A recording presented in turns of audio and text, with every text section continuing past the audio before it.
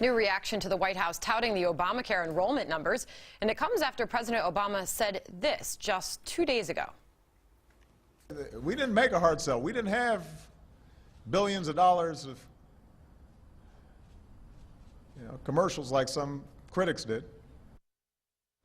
But advertising the law did not come cheaply, and analysts from the AP back in July found the administration was preparing to spend nearly $700 million to promote this law. Chris Kofinas is the former chief of staff to Democratic Senator Joe Manchin, and Chris Wilson is a GOP consultant and former executive director for the Texas Republican Party. Chris Wilson, I will start with you first. Did President Obama make a hard sell spending $700 million on this? Well, I guess his logic is because he didn't spend $1 billion, it wasn't a hard sell, but that's just taking absurdity to the absolute extreme. From the moment he ran this through Congress, he's run this like a political campaign. He's paid people to go into communities to organize. They've run ads on TV that have had nothing to do with the program or its benefits, have been about trying to make signing up hip.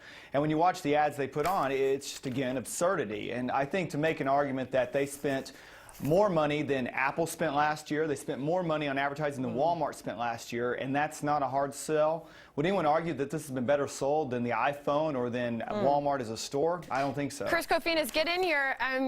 Looking back at all the things that we saw President Obama, appear on Zach Galifianakis' show Between Two Ferns. They did a mocking impression of what's going on with Obamacare. They reached out to the young people with brosurance campaign depicting keg stands. Looks like a hard sell to a lot of people who see these numbers and see these campaigns. Well, I guess if you got nothing else to criticize Obamacare about, now you're going to criticize in terms of how much money was spent to enroll people. Before, I mean, I find it just kind of amusing. Republicans were touting the fact that this was a disaster, this was a mess, and obviously there were problems with the rollout, but you sit there and say that no one's going to sign up, and then you have 7 million people who sign up. You have another 3 million people who are on their parents' plan, another 4.5 million that are on Medicaid. And so roughly 15 million people got health care insurance, when we all can admit that health care and the uninsured was a serious problem. But now we're going to say, well, that's all bad because we spent money trying to actually encourage people to sign up. I mean, it's a foolish point. Well, Chris Wilson, critics of all of this will say that despite what appears to be a hard sell, and despite $700 million, and despite taxpayer dollars going to nearly every single state to push this health care law, arguably we still don't have the numbers that prove that people showed up, that the right demographics actually signed up and are paying for it.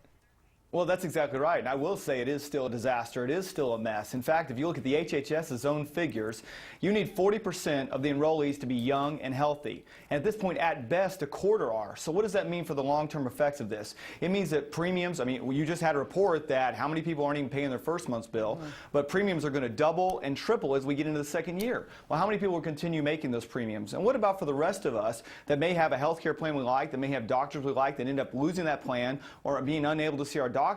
I think to say that because they signed up 7 million people that it's now no longer a disaster and a mess is absolute, again, absurdity. Chris Kofinas, is the administration, as President Obama, are they celebrating too soon here?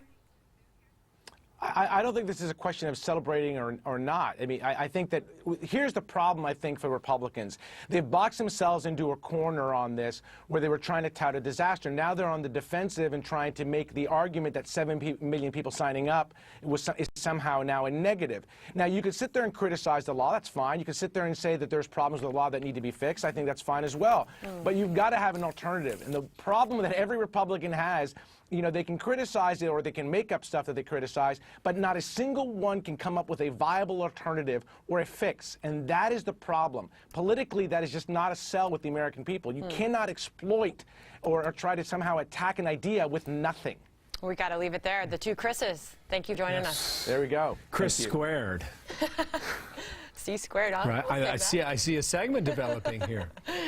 Major aftershocks rattling one country less than a day after a powerful 8.2 quake struck. When will it be safe for those folks to go back home? There are a lot of rattled nerves there again today. Plus, there's this. Academy right across from there. There was actually a bullet casing found underneath my truck. As we learn more about that deadly attack at Fort Hood, details about the gunman's mental health, renewing debate about